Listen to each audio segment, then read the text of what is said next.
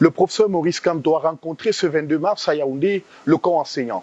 Une rencontre avant laquelle plusieurs d'entre eux formulaient de nombreuses attentes. Nos attentes par rapport à ce que nous faisons depuis une vingtaine d'années sur les problématiques de l'éducation sont grandes, à savoir partager notre expérience, partager notre vécu, partager non seulement les problèmes que nous rencontrons, mais également suggérer quelques solutions qui peuvent être mises en œuvre plus tard, si jamais, n'est-ce pas, l'hôte du jour arrivait, n'est-ce pas, à la magistrature suprême, avec tous les leviers de pouvoir pour pouvoir donner une suite favorable à ce que nous aurons proposé aujourd'hui. L'attente, j'aimerais bien avoir sa vision qu'il a sur l'éducation en général et sur la fonction enseignante. Qu'est-ce qu'il prévoit dans son programme, n'est-ce pas?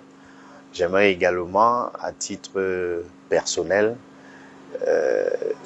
lui présenter quelques difficultés du métier. Il est bien vrai, quand je regarde dans la salle, il y a des camarades syndicalistes qui sont conviés et qui maîtrisent mieux le sujet. Donc, pour nous résumer, mes attentes, c'est d'abord voir sa vision sur l'éducation en général et la fonction enseignante en particulier. Et enfin, s'il y a possibilité de recueillir des avis personnalisés, par exemple, concernant l'éducation, s'il y a une tribune qui nous permet de nous adresser, de donner notre opinion, on lui donnera également, on lui citera, on lui présentera quelques problèmes que rencontre l'éducation et la fonction de l'enseignant au Cameroun. Syndicaliste du SNES, je dois avouer que c'est une initiative qui me paraît intéressante parce que d'abord elle est innovante. C'est la première fois qu'un parti politique sollicite à rencontrer, à échanger avec les enseignants, ou alors avec des corps de métier, parce que parfois on a l'habitude de penser pour les autres, hein, et comme on dit souvent, quand on pense pour vous, sans vous, ça peut être contre vous. Donc, je pense que cette rencontre va être fructueuse parce que pour une fois, ce sera un échange où nous allons écouter la vision que le MSC a pour l'éducation, pour la profession enseignante, et nous allons présenter la nôtre et nous allons comparer les deux pour voir à la fin quel peut être le cadre de collaboration qui peut être instauré entre les enseignants et les partis politiques. Parce que nous pensons que pour une fois, il faut que nous soyons acteurs. Il ne faut plus que les autres décident sans que nous participions à leur reconstruction nationale, parce que l'éducation est l'un des piliers du développement d'un... Mes attentes à propos, n'est-ce pas, à l'issue de cette rencontre, je peux dire que j'ai deux attentes. La première, c'est la gestion du personnel enseignant à travers le territoire. On a remarqué qu'il y a une forte concentration des enseignants en zone urbaine et ces enseignants, pour la plupart, sont sous-employés au détriment, n'est-ce pas, de la zone rurale qui en a véritablement besoin. Mais ce qui explique, n'est-ce pas, cette forte concentration d'enseignants dans les zones urbaines, c'est parce que justement les zones rurales ne sont pas du tout viabilisées. Pas du tout. Il y a un problème d'accessibilité à l'eau, l'électricité, les infrastructures, ça manque cruellement. Et du coup, s'il faut parler par exemple de l'implémentation de la digitalisation, n'est-ce pas, au niveau de l'établissement, ça ne peut pas se faire facilement en zone rurale puisque ça manque d'électricité. Entre autres, il y a de gros soucis. Donc, nous attendons qu'on viabilise, n'est-ce pas, les zones rurales, espérer déconcentrer, n'est-ce pas, les enseignants des zones urbaines. Voilà.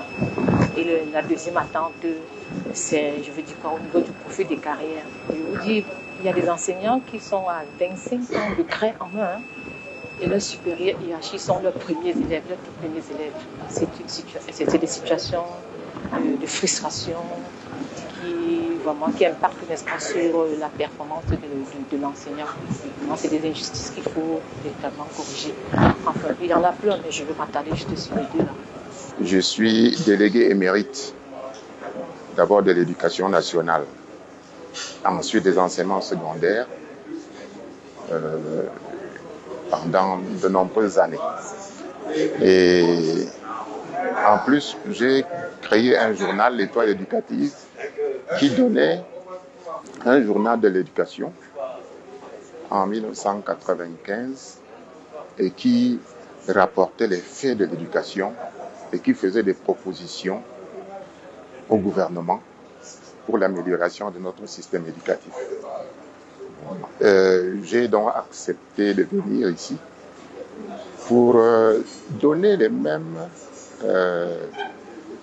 propositions au MRC afin que son président, c'est ce que j'attends, soit ait une vision beaucoup plus large et beaucoup plus claire de ce qu'il entend faire du Cameroun demain. Vous êtes sans ignorer que le personnel enseignant au Cameroun traverse des moments les plus difficiles. Nous avions, depuis 2016, revendiqué le Forum national de l'éducation, où le gouvernement nous avait promis, n'est-ce pas, la tenue de ce forum en 2017.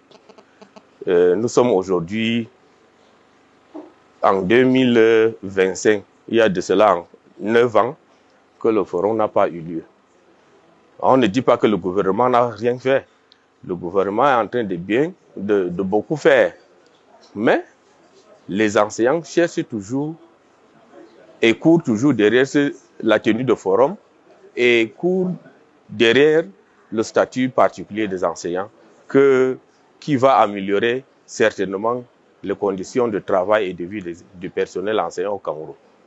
Dans son propos introductif, le professeur Maurice Kamto a présenté sa vision d'un nouveau système éducatif camerounais aux enseignants, inspecteurs régionaux d'enseignement, délégués régionaux et syndicalistes. Une vision axée autour d'une réinvention et une refondation du système éducatif avec comme pilier essentiel la modernisation du système éducatif national, la mise en place d'un système éducatif performant, une harmonisation de la segmentation du système éducatif, un enseignement secondaire plus professionnalisant et des investissements intensifs dans le système.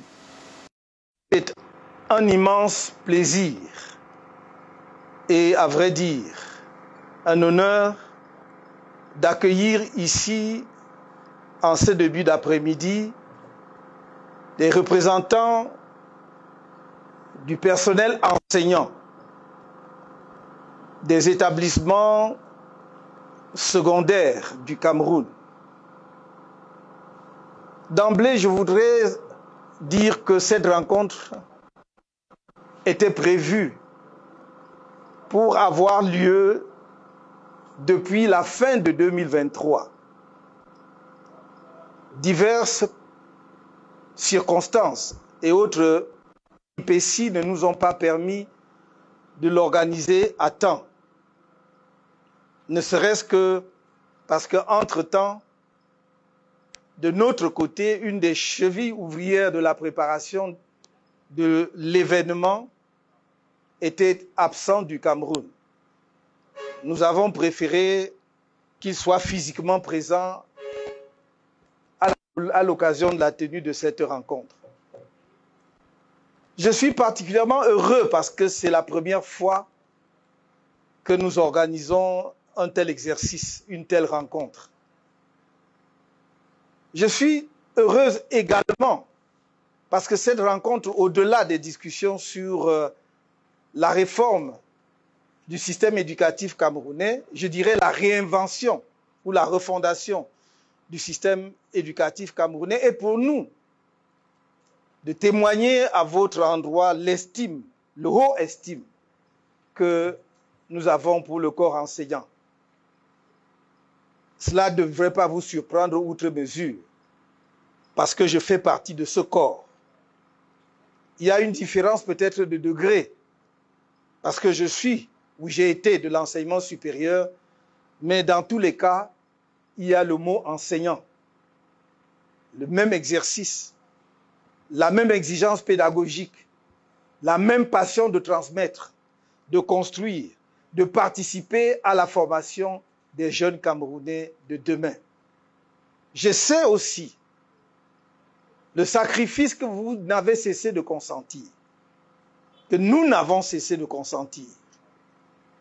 Je sais en particulier que lorsque notre pays était confronté aux difficultés économiques les plus sévères, qui ont entraîné, entre autres, la diminution drastique des salaires, dans les années 1990, couplé d'ailleurs à la dévaluation du franc CFA, qui a affecté sévèrement le pouvoir d'achat.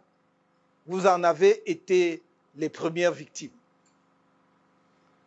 Quand on a un corps dans une société qui, dans l'adversité quasi quotidienne, affronte la tâche et assume ses responsabilités, on lui doit une reconnaissance profonde et sincère. Ne voyez pas dans mon discours les propos d'un homme politique que je suis et que je ne nie pas.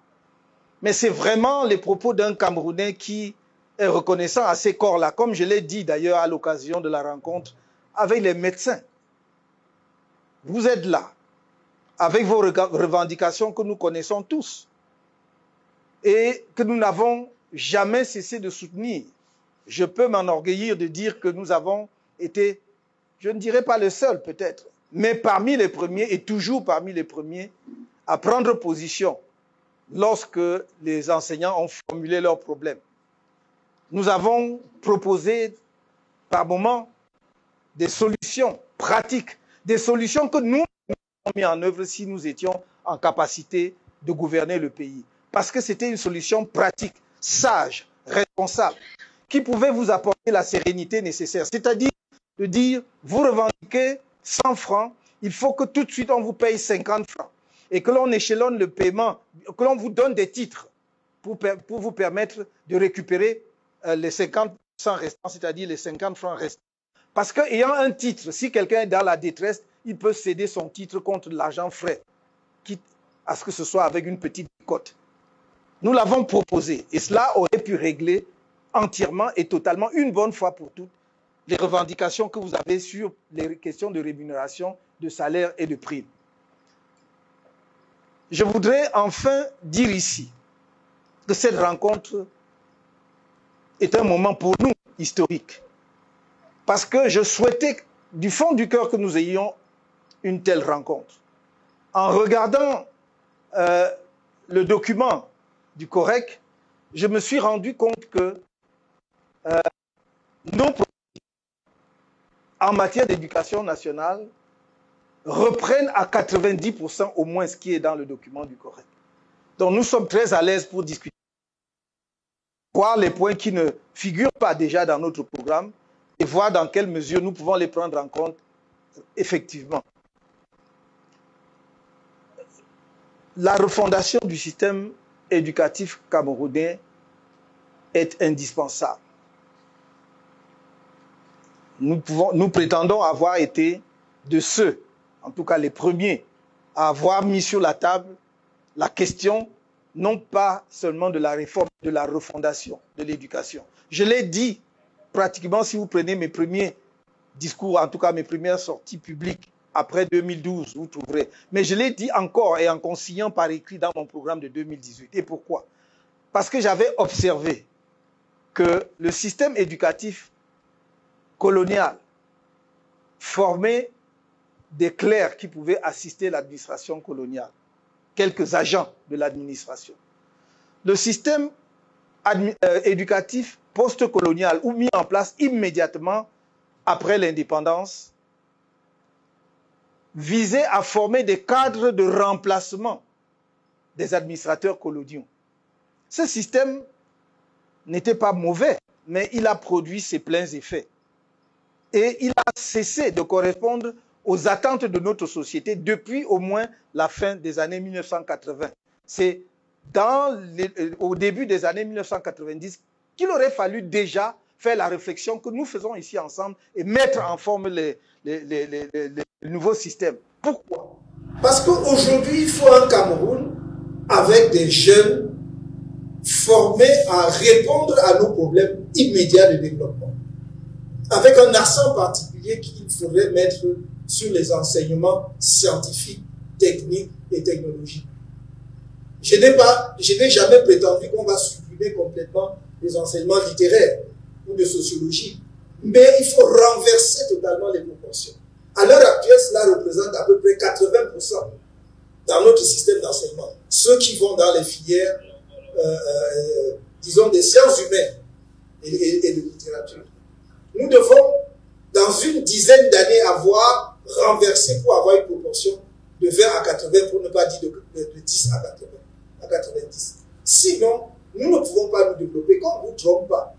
C'est pour cela que, dès lors qu'il y a un chantier d'une certaine envergure, on est obligé d'aller chercher des techniciens ailleurs. Qu'on ne vous trompe pas. Les Camerounais sont diplômés, mais ils n'ont pas les diplômes qu'il faut pour le développement de leur pays. Songez que lorsqu'il a fallu construire le pipeline Tchad-Cameroun, tous les soudeurs étaient colombiens et philippins. Il n'y avait pas de Camerounais. Mais allez voir quel salaire ils gagnaient. Je ne prends donc que cet exemple pour illustrer. Or, c'est le système éducatif qui produit justement des agents de développement adaptés. C'est pour cela que dans notre démarche, nous voudrions non seulement ne pas perdre le temps pour mettre en place ce nouveau système, mais faire en sorte que nos enseignants, ceux que vous encadrez comme syndicat, ceux enseignants que vous êtes déjà encore en activité, eux-mêmes soient recyclés pour répondre à cela. Parce que nous n'allons pas attendre une génération entière. Si les enseignants d'aujourd'hui, on attend, les jeunes enseignants d'aujourd'hui, on attend qu'ils aillent à la retraite pour avoir une nouvelle génération sortie des écoles normales et autres, pour pouvoir prendre le relais, ça nous prendra 20 ans pour mettre en place ce système. Notre approche, c'est de dire que très rapidement, on va faire des modules de recyclage des enseignants, qu'il s'agisse d'enseignants fonctionnaires ou des contractuels. Il va falloir que, suivant les options qui existent aujourd'hui, nous puissions avoir des recyclages pédagogiques qui peuvent aller de 6 mois à 12 mois, pour que les gens soient prêts à mettre en œuvre rapidement la réforme ou bien la refondation que nous voulons mettre en œuvre dans notre pays. Pour moi, le système éducatif d'un pays est un trépied. Le premier, c'est le corps enseignant. Le deuxième, c'est l'apprenant, c'est-à-dire l'élève et les parents. C'est le deuxième pilier. Et le troisième pilier, c'est l'État. Ce sont les institutions publiques. Voilà les trépieds de l'enseignement dans un pays. L'enseignant, l'étudiant ou l'apprenant ou l'élève et l'État. L'enseignant est celui qui véhicule. C'est la clé. Et on ne le dit pas pour vous faire plaisir, parce que c'est la réalité. Tout repose sur lui. L'autre, le réceptacle, ce qui est l'étudiant ou l'élève, ne reçoit que parce que vous lui transmettez quelque chose. C'est fondamental si nous voulons réformer notre système éducatif, de mettre l'enseignant au centre du système. Pourquoi? Parce que même sur le plan pédagogique, commençons même par le plan pédagogique, si l'enseignant n'épouse pas et n'entre pas dans le projet national du nouveau système éducatif, ce système ne sera pas performant. Donc il faut qu'il se l'approprie. Il faut que ce soit son affaire. C'est pour cela que nous pouvions nous contenter de rester ici au NRC, rédiger notre document et le publier. Mais j'ai dit non. Même si nous ne sommes pas là pour recruter les enseignants comme militants de notre parti, je voudrais que ce soit très clair. Nous sommes là pour parler à un ordre professionnel qui est important dans notre pays. Chacun est ensuite libre de ses choix politiques. Il faut que ce soit clair. Mais je dis, si nous ne partageons pas l'idée que l'enseignant étant au cœur de ce dispositif, il faut qu'il partage le projet éducatif national, nous sommes dans l'erreur. Nous disons qu'il faut mettre l'accent sur les sciences. Vous allez, vous, enseignants, faire un effort extrêmement important pour que cela soit possible. Pourquoi?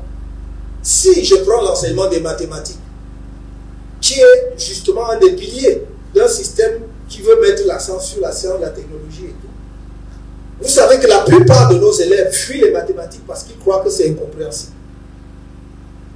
Or, il faut simplifier.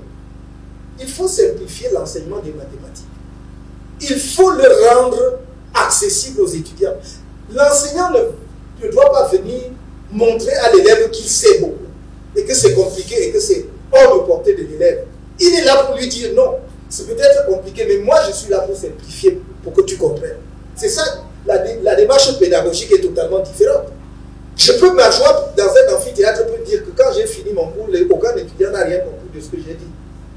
Ça peut être ma fierté de leur montrer qu'il y a un tel gap entre eux et moi qu'ils n'ont rien compris. Mais La vraie démarche pédagogique veut que quand j'ai terminé le cours, je sois satisfait. Parce que je lis sur leur visage qu'ils ont compris ce que j'ai dit. Et c'est ça que nous devons mettre au cœur, par exemple, de l'enseignement des mathématiques.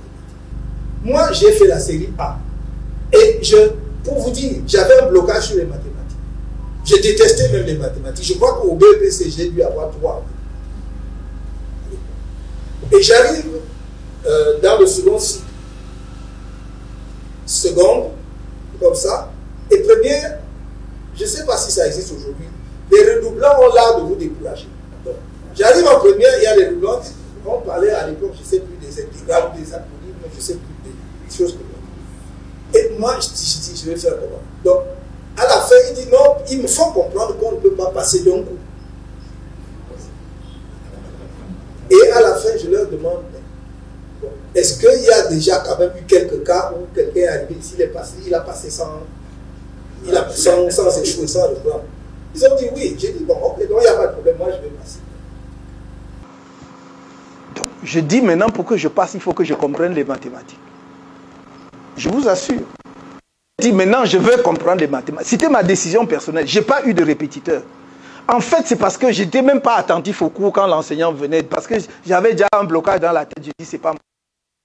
Je me suis mis à suivre. Et j'ai compris qu'il y a une seule chose fondamentale en mathématiques, c'est qu'il faut comprendre la méthode, le cheminement.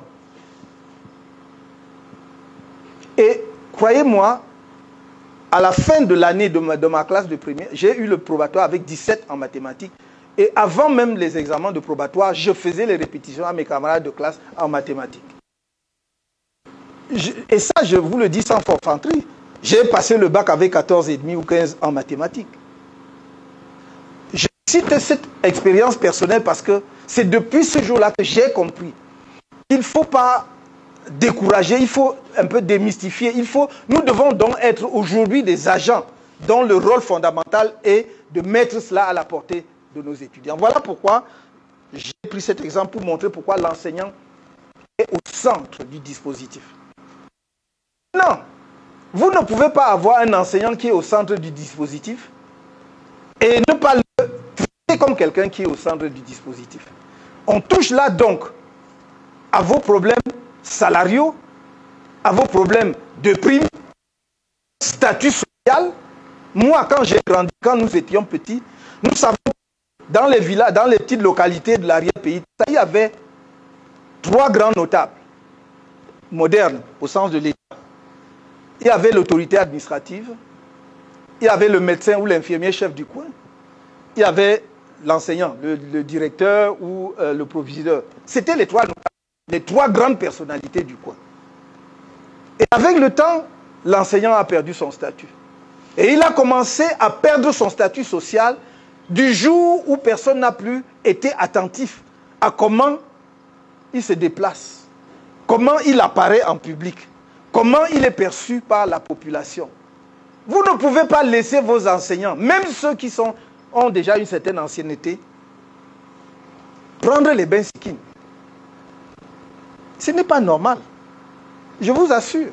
Si vous dites qu'un directeur de l'école, un directeur d'école, un directeur de CS, un proviseur du lycée, a plus forte raison qu'on va le voir derrière le bain sikine, n'attendait pas le miracle. La société sait déjà qu'il ne vaut rien.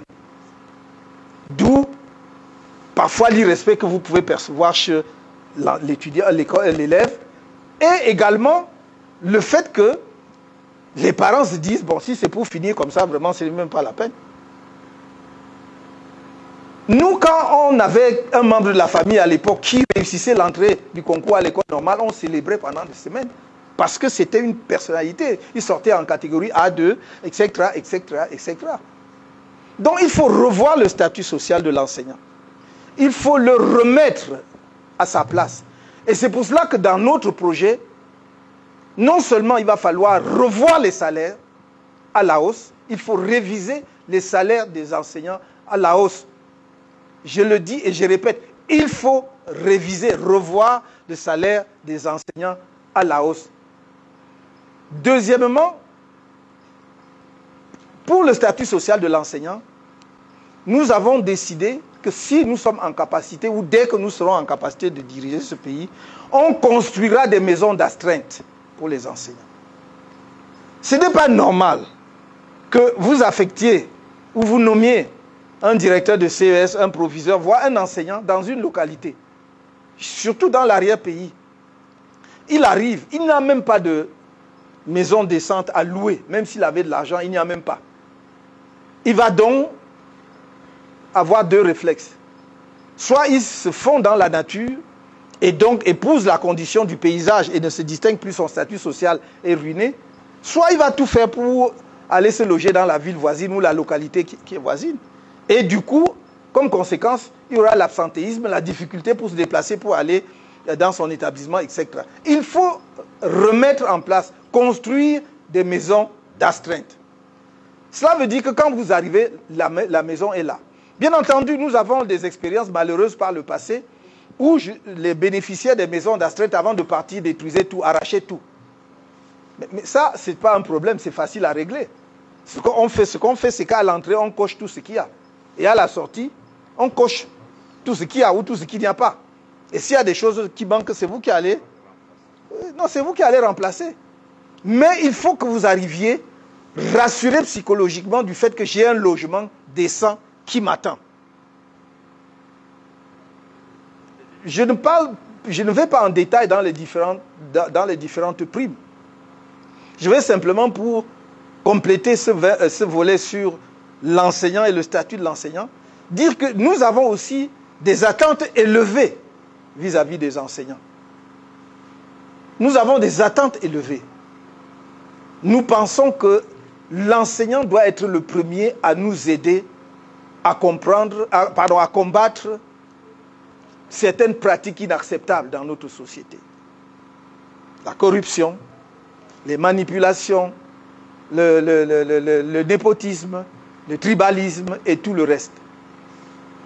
L'enseignant doit être attaché viscéralement à un certain nombre de valeurs éthiques fondamentales.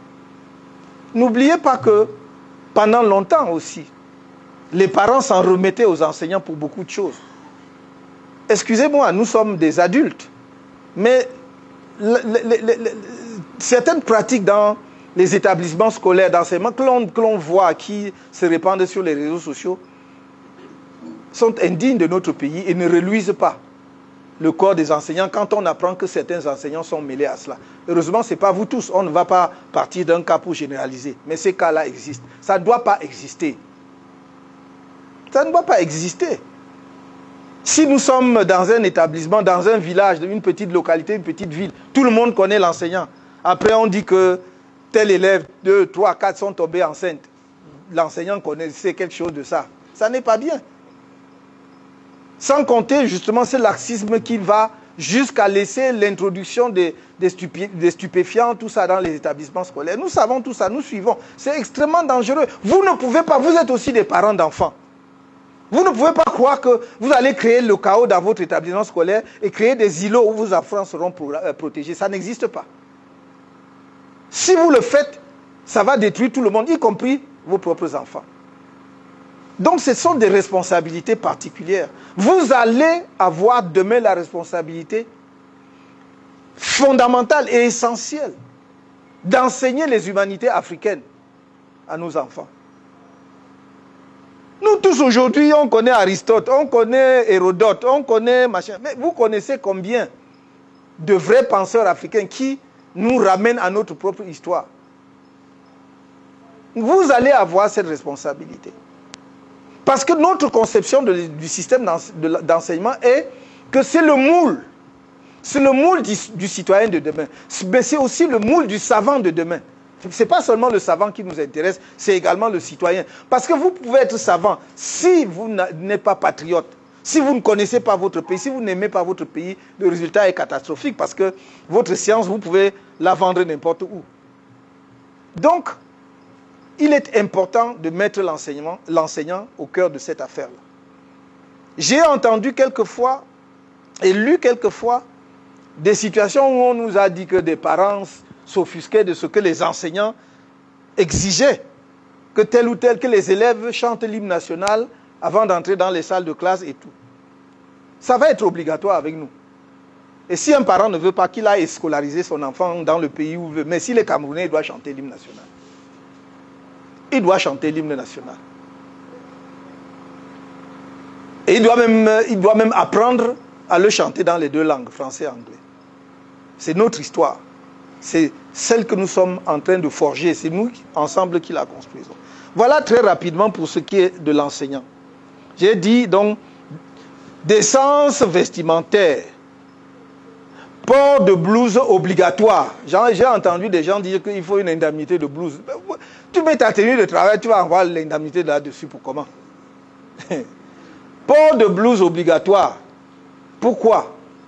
Parce que vous aussi, les enseignants en particulier, si je ne veux pas stigmatiser, je vous demande pardon d'emblée, mais les enseignants femmes, bon, quand vous voyez les images de certains enseignants femmes, bon, tu te demandes toi-même, tu cherches quoi?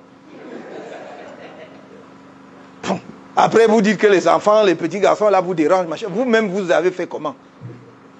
Donc, il faut la blouse là. D'ailleurs, ça vous protège de la saleté, de la craie et de tout ça. Donc, ce n'est même pas quelque chose sur laquelle on doit insister. Si vous voulez que ce soit l'État qui vous mette à votre disposition les blouses, on va le faire. Mais il faut porter les blouses.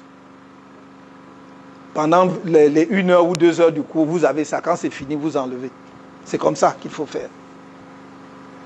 Donc, j'ai parlé du civisme. J'ai parlé du respect scrupuleux de l'éthique. Voilà des attentes spécifiques que nous avons vis-à-vis des enseignants. Maintenant, s'il y a des points, et le correct est là pour ça aussi, s'il y a des points particuliers tout à l'heure sur lesquels il faut insister et que nous vérifions, bien que c'est dans notre programme, nous prenons les notes. Donc, nous vérifierons si tout cela est dans notre programme ou pas. Parce que nous voulions ici, aujourd'hui, préparer ce que nous appellerons demain un pacte éducatif avec les enseignants. Un pacte éducatif. Ça va être, l'État prend sa part de responsabilité, s'engage, mais les enseignants doivent prendre les leurs. Pour que nous ayons les performances que nous attendons de notre système éducatif. On va faire un pacte. Ce que nous faisons, c'est en réalité des préalables aux futurs états généraux de l'éducation. Parce que nous voulons mettre ça dans le programme pour dire on prend en compte vos préoccupations. Mais pour que tout le corps enseignant y adhère, au-delà de ces représentants nombreux ici aujourd'hui, il faut vraiment que nous ayons des états généraux, même avec 2000, 3000 personnes. Préparés, bien préparés. C'est un pacte, c'est un engagement que je voudrais sceller avec les enseignants. Qu'un document final soit signé, engage les uns et les autres.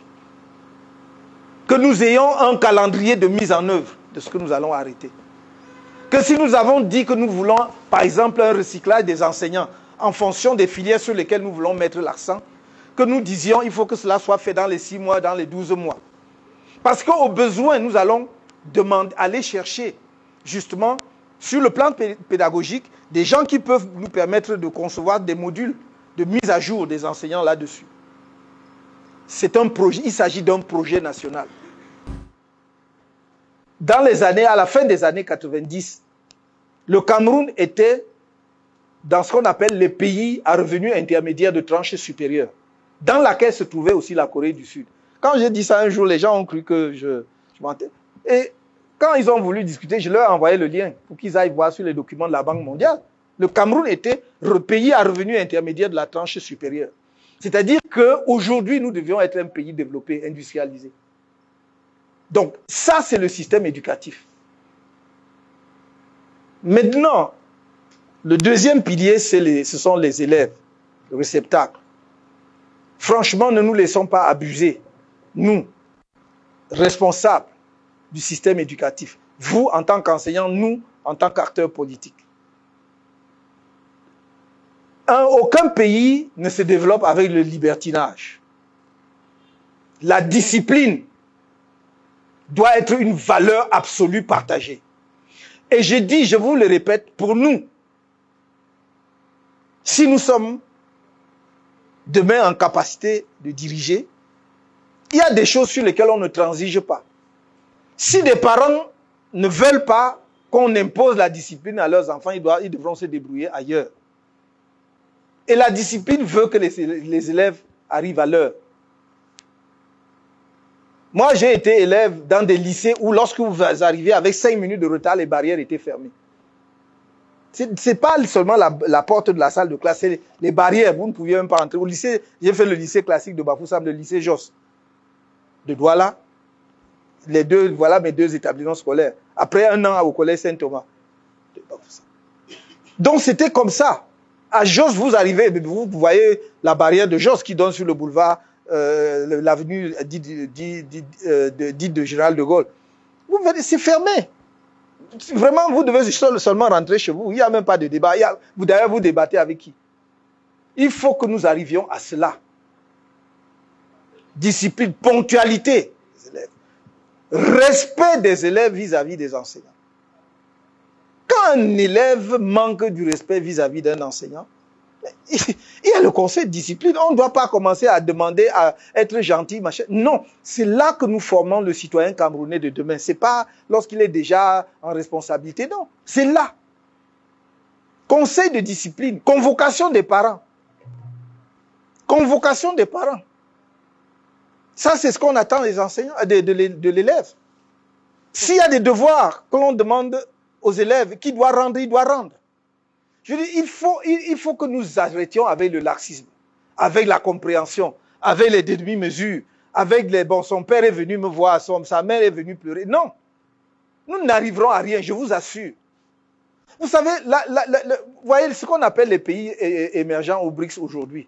Ce que je dis là, c'est ce qu'ils appliquent pour s'en sortir. Les pays développés, ce qu'on appelait les pays développés jusque-là, en fait, sont victimes d'un syndrome. C'est le syndrome de ceux qui sont repus. Donc, quand vous êtes déjà vraiment trop rassasié, tout ça là, vous êtes laxiste. On dit, oh, laissez les enfants, oh, c'est le droit de l'enfant, oh, ceci est monté. Non. Ce qui fait qu'un enfant chez eux a plus de droits même que tout le monde. Non, nous devons, je ne dis pas qu'il faut brimer les enfants, qu'il faut les frapper et tout ça, mais nous, la discipline, ce n'est pas nécessairement la violence. Mais nous devons imprimer la discipline. Les gens doivent savoir que quand on dit qu'on va à l'école là, on est astreint à un certain type de conduite. Le système éducatif que nous préconisons met également de grosses responsabilités sur les épaules de l'État, c'est normal. Je n'ai pas voulu insister ici sur le rôle des parents d'élèves, parce qu'il faut que les gens, nous Camerounais, comprennent que ce ne sont pas les professeurs et les maîtres dans le primaire qui peuvent tout transmettre à l'enfant. De l'autre côté aussi, les parents doivent y contribuer, concourir.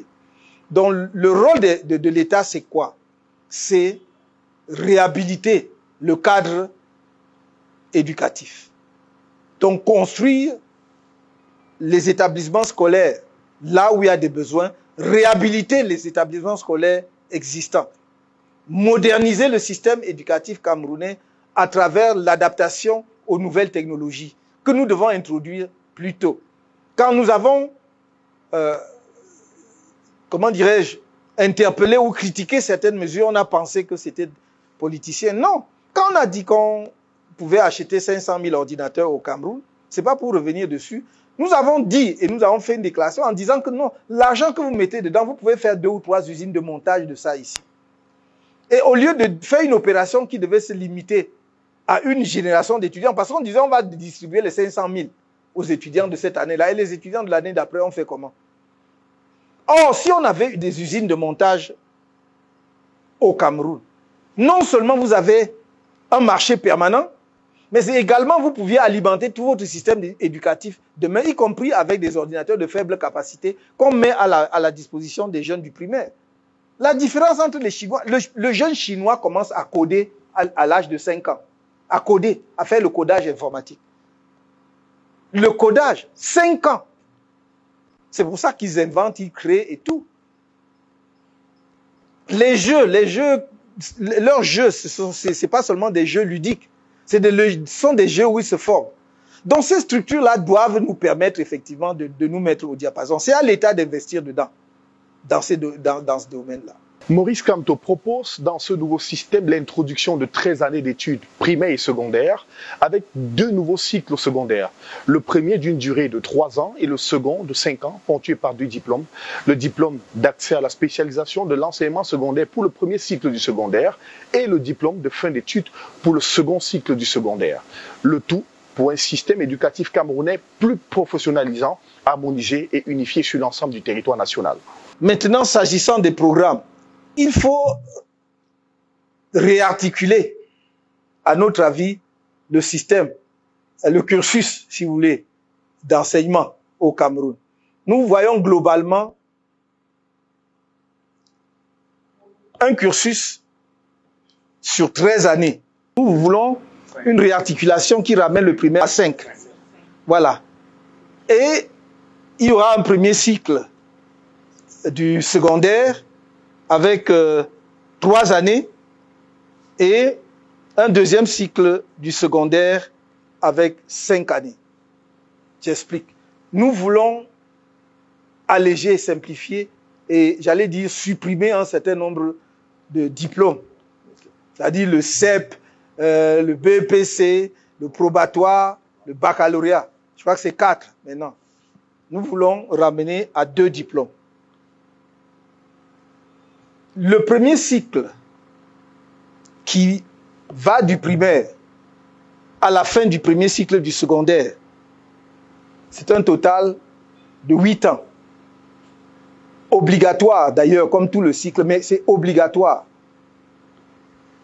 Au terme duquel l'élève recevra son premier diplôme d'éducation. On appelle ça diplôme d'accès à la spécialisation de l'enseignement secondaire. Je suis favorable à cela, j'ai discuté longuement avec des enseignants, parce que d'abord ça élève le niveau des Camerounais lorsqu'ils vont entrer dans le circuit de production. C'est-à-dire qu'aujourd'hui on vous donne le CEP. Mais le CEP, quels sont encore les concours ou le secteur privé, les secteurs privés qui vont vous demander à vous recruter avec le CEP? Il n'y en a plus. Ça sert donc à quoi de donner un CEP, c'est-à-dire d'avoir un diplôme que vous mettez en poche qui ne correspond à rien? Parce que même lorsqu'on vous dit sur le papier que le concours, c'est un concours avec le niveau de CEP, vous savez très bien, vous comme moi, que ce sont des gens qui ont le baccalauréat qui viennent faire ce concours-là. Donc, nous disons, il faut effectivement un cycle de 8 ans au terme duquel le jeune Camerounais a son premier diplôme. Et ce diplôme est valorisant, ce diplôme est valorisé. Il a un niveau, effectivement, que même s'il interrompait, d'aventure il interrompait ses études là-bas, il aura un niveau qui lui permette effectivement, même en exerçant une activité professionnelle autonome, il aurait un niveau qui lui permet de mieux se déployer. Le deuxième donc, diplôme, qui intervient après les 8 ans et qui dure 5 ans, donc qui est le diplôme d'accès à l'enseignement supérieur ou bien, je crois, voilà, diplôme de fin d'études secondaires qui permet l'accès aux universités, à l'enseignement supérieur, dure donc 5 ans. Et ça remplace à la fois le probatoire et le BEPC, et le bac, pardon, et le baccalauréat. Donc, ce qui fait que l'élève, sur ces 2 segments, se concentre. Si pour une raison ou pour une autre, il voit qu'il ne va pas aller jusqu'au bout du deuxième diplôme, et s'il interrompt après le premier diplôme, il aura quand même un niveau, s'il veut présenter un concours, il peut le faire. S'il veut aller dans le secteur privé, il aura un niveau qui lui permet de donner satisfaction à son employeur. Et s'il veut s'installer à son propre compte, il aura un niveau qui lui permet de s'insérer dans la vie économique active. Il ne s'agit pas comment dirais-je, de diminuer ou de dégrader ou de dévaloriser le niveau de l'enseignement, les contenus, et je pense que peut-être on projettera tout à l'heure pour montrer ce qu'il y a dans les contenus, seront globalement les mêmes, mais réaménagés avec un accent sur les disciplines scientifiques et technologiques, et puis dès le départ aussi avec un accent vraiment sur l'enseignement de l'histoire du Cameroun, l'enseignement des humanités africaines, l'histoire de l'Afrique et des choses comme ça. Voilà ça. Sinon, globalement, on va juste enlever les matières superflues qui ne sont pas nécessaires pour donner en fait un poids plus important aux matières scientifiques et technologiques. Voilà ce que nous proposons et nous aimerions vous entendre là-dessus aussi. Si ça correspond à vos préoccupations, tant mieux. Si ce n'est pas le cas, on va en débattre et on voit quelle est la meilleure option. Mais nous pensons qu'avec ça, c'est mieux. Les objectifs, c'est l'employabilité et l'auto-employabilité dès la fin du premier cycle, donc du cycle du premier diplôme dont j'ai parlé tout à l'heure. Et aussi embrasser l'enseignement supérieur pour des formations courtes ou des formations plus longues. S'agissant de contenu, j'ai dit les humanités africaines et les sciences sociales. Il faut les enseigner. Vraiment, il est anormal que ce soit les autres qui nous disent ce que nous devons apprendre sur notre propre histoire. Et pourtant, il y a des Africains qui ont fait des travaux scientifiques incommensurables. J'ai parlé tout à l'heure d'Anta Diop, mais on peut parler aussi de ses disciples qui ont suivi, qui ont produit énormément. Des travaux scientifiques qui n'ont jamais été contestés. On a voulu dénigrer Cheikh Anta Diop dans les années, lorsqu'il a soutenu sa thèse, notamment sa thèse de 1960. Et lorsqu'il fait le congrès du Caire en 1974 sur les origines africaines de l'Égypte pharaonique, et montre effectivement qu'on doit tout à cette partie, mais que l'essentiel des pharaons était noir, on a contesté au Caire. Mais personne, c'est-à-dire on a contesté sur le plan du discours idéologique, mais pas sur le plan scientifique. Personne n'a jamais battu en brèche ces travaux. J'ajoute même qu'au Caire, les vidéos existent, vous pouvez voir, il a dit, je demande 1 cm² ou bien 1 mm² de la peau de Toutankhamon. Et comme il avait le laboratoire de carbone 14 à Dakar, je vais vous montrer à travers le taux de mélanine que c'était un noir. Il n'a jamais fait. Donc ce n'est pas contestable. C'est simplement que nous vivons, en fait, sous la dictature de l'histoire des vainqueurs depuis 5 siècles. Il faut bien comprendre cela, ce n'est pas autre chose. C'est qu'il y a une partie du monde qui a dominé le monde et qui a diffusé sa perception du monde. Je vais vous dire une chose. En Chine, la religion des Chinois, c'est leur histoire. La religion des Chinois, c'est leur histoire. Et c'est pour cela que quand les gens disent qu'ils veulent s'attaquer à la Chine, je leur dis, préparez-vous bien. Parce que le Chinois, où qu'il soit dans le monde, sait d'où il vient. Et ce que les autres lui ont fait. Et je dis, il n'oublie jamais qu'à la fin du 19e siècle, les Européens leur ont imposé les capitulations. Et ce que vous connaissez, nous connaissons tous la guerre de l'opium. Vous avez déjà vu un pays à qui on a fait la guerre pour l'obliger à acheter la drogue? On a fait ça aux Chinois. Et les Chinois n'oublient pas.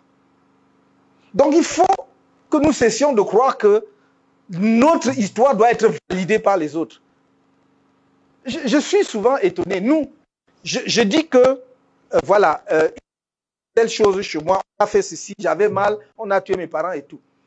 Et on me dit que non, je dois attendre que quelqu'un vienne faire l'enquête dessus, faire des commissions pour me dire que oui, c'était comme ça. Mais c'est toi qui as subi ça. Moi, je dis que c'était comme ça. Et même si je mens, laisse-moi me mentir à moi. Est-ce que je t'ai dit d'apprendre? Laisse-moi avec mon histoire. Donc, il faut que nous cessions, il faut que nous changions vraiment totalement comme disent les anglo-saxons, le mindset. Construisons notre pays. Je termine ce point en disant, oublie. Il y a ce qu'on appelle le roman national, qui ne correspond, qui n'épouse pas nécessairement les faits historiques. C'est-à-dire qu'on embellit à un moment donné l'histoire, parce qu'on veut rassembler et construire une nation. Et c'est les enseignants. Quand on parle, je me souviens, on aime bien faire référence à notre ancienne puissance de tutelle.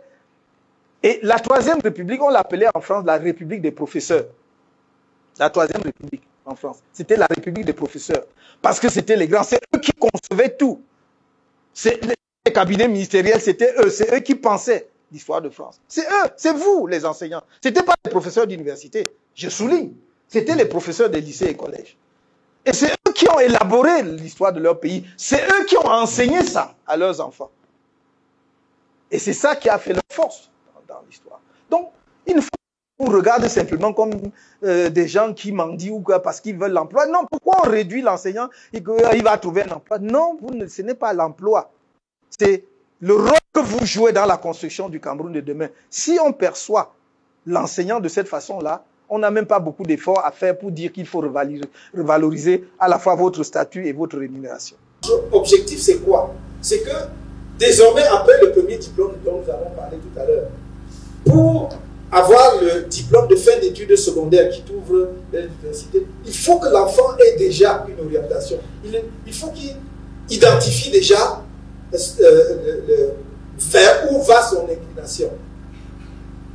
Qu'est-ce que j'aimerais faire? Je suis plus à l'aise dans les matières scientifiques, technologiques, je suis plus... Et sachant que demain, la proportion va être inversée, comme je vous ai dit tout à l'heure. Moi, quand j'étais étudiant ici, en Boakele, la faculté de lettres était la faculté la plus surpeuplée. Donc, où il y avait le plus grand nombre d'étudiants. Demain, ça va être l'inverse. La faculté de sciences et de technologies dans les différentes universités qui existent aujourd'hui vont être celles qui vont recevoir le plus grand nombre d'étudiants. C'est pour cela que nous insistons pour qu'on introduise ces matières-là tôt, parce que l'élève va alors voir ce qui lui plaît. Je me souviens, quand on était en classe de 4e, quand nous on était des collégiens, il y avait une matière qu'on appelait technologie. Je ne sais plus si ça s'en sait. Mais c'était extraordinaire parce qu'on nous donnait le B.A.B.A. Moi, j'ai retenu aujourd'hui, jusqu'aujourd'hui, je sais que pour faire certaines choses, pour faire par exemple la perspective, oui, c'est là que j'ai appris, et c'est resté jusqu'aujourd'hui. Ce qui fait que ça m'aide, si je veux illustrer quelque chose pour quelqu'un, pour qui des chiffres, je sais comment faire la perspective cavalière. Donc, il faut introduire ces choses-là très tôt. Et pour que l'élève commence effectivement à voir là où il a des aptitudes, là où il a des préférences. Pour que lorsque maintenant il va accéder à l'enseignement secondaire, il peut dire supérieur, il dit, moi je vais faire un truc de 2 ans, de 3 ans, de 5 ans, et puis c'est tout. Ensuite, il y a les enseignements à orientation professionnelle. Donc, les programmes de formation technologique, pour nous, c'est des formations de base. Mais il y a des enseignements à orientation professionnelle, de la bureautique et de la gestion administrative, de l'alimentation, des beaux-arts. Aujourd'hui, on parle beaucoup d'architecture de l'intérieur. Généralement, les gens se débrouillent, mais il faut que ce soit plus professionnel. Si vous voyez, il y a des milliardaires. Moi, je connais un pays comme le Nigeria. Si vous voyez, même sur les réseaux sociaux, vous pouvez trouver ce que gagnent les architectes d'intérieur. Parce que la classe supérieure veut que sa demeure, son intérieur, fasse la différence. Et il est prêt à payer ce qu'il faut. Et ça, au lieu que ce soit de la débrouillardise, parce que bon, ma tante sait un peu faire les rideaux, je suis allé apprendre là-bas, il faut vraiment que ce soit à l'école. On professionnalise. Donc il y a les beaux-arts, l'industrie de la mode, de la vente, de la beauté et du bien-être. La vente. Vous connaissez toujours ma fameuse boutade. J'ai dit, la vente, ici quand vous ouvrez un magasin, à plus forte raison une boutique, vous allez chercher vos cousines, vos nièces, vos filles. Vous les mettez, mais à aucun moment vous ne leur avez jamais enseigné ou appris comment on accueille un client. Donc quand vous arrivez même, elle se dit que c'est la boutique de mon père, c'est même quoi, tu veux même quoi? Ouais, n'est-ce pas, tu es en train de vendre, tu dois faire en sorte que quelqu'un qui entre dans ta boutique laisse l'argent avant de sortir. Donc tu dois avoir justement le talent qu'il faut pour l'amener à dépenser son argent. Et c'est pour cela que je disais, comme les jeunes Camerounais, là, nous les Camerounais, ils sont très chauds. Quand ils vont dans les magasins en Europe, là, quand ils entrent dans le magasin, ils voient la vendeuse, elle a le sourire jusqu'aux oreilles, ils croient que c'est pour lui. C'est l'argent là, on peut plus acheter quelque chose. Parce que c'est avec ça qu'il a son salaire, elle qu'elle a son salaire à la fin du mois. Donc c'est la vente.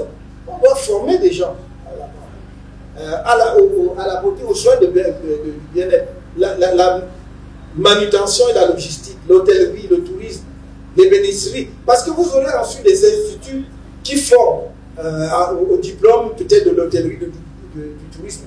Mais c'est lorsque l'enfant a été en contact de manière introductive à cette discipline qu'il peut dire « Ah, ça m'intéresse.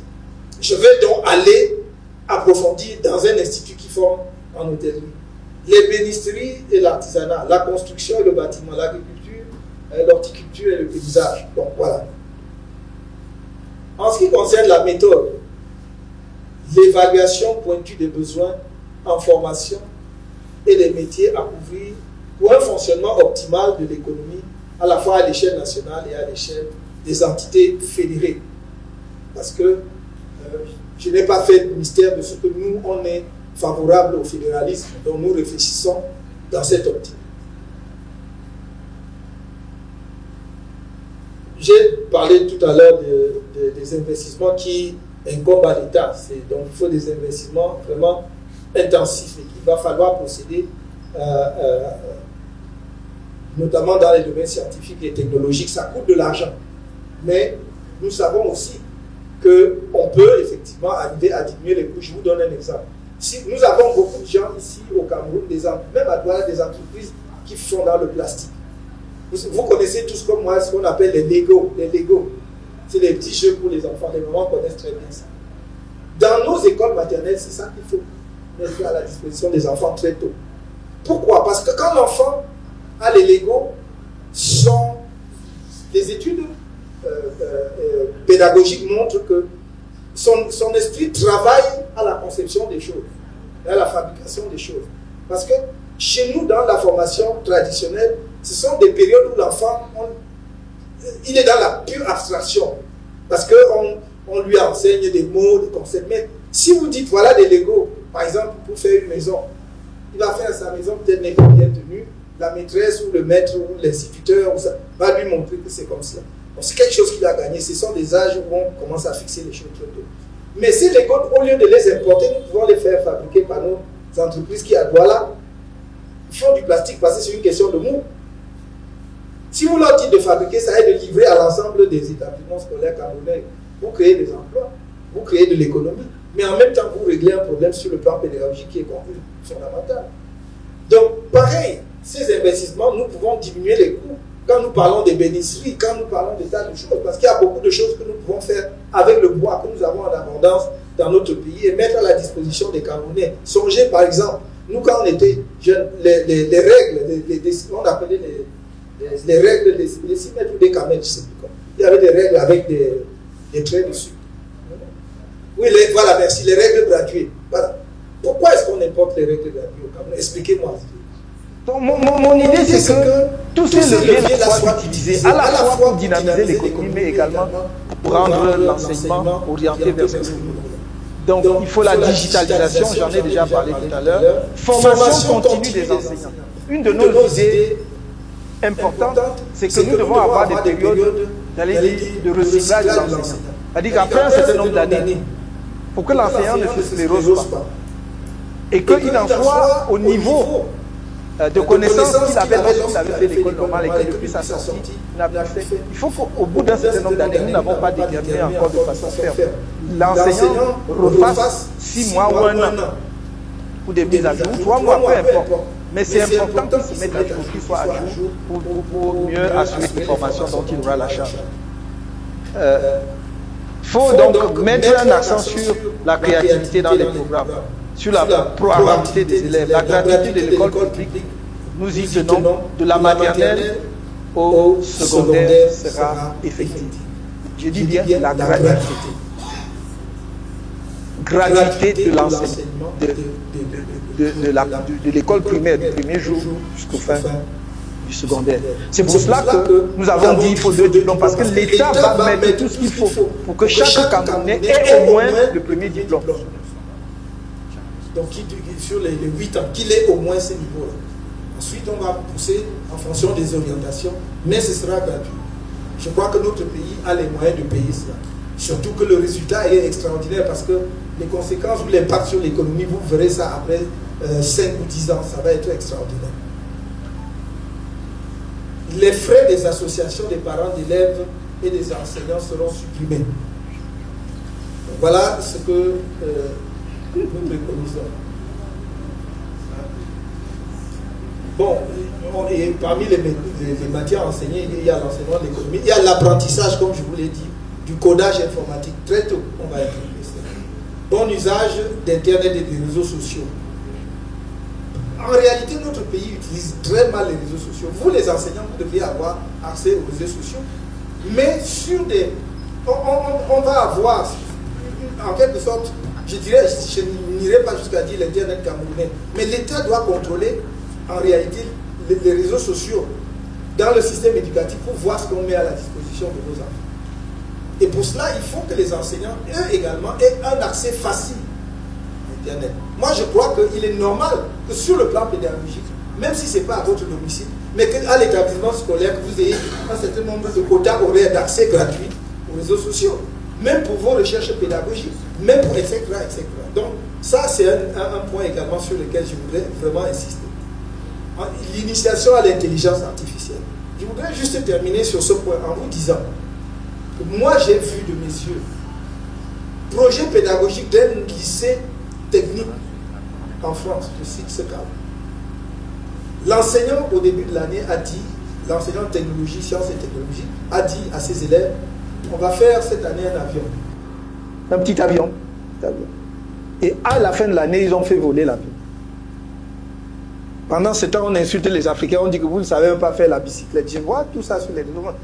Voilà un lycée qui fabrique l'avion. Bon, ils ne conçoivent pas le moteur, ils prennent un moteur. Mais il faut ensuite savoir comment tu actionnes le moteur pour que ça décolle.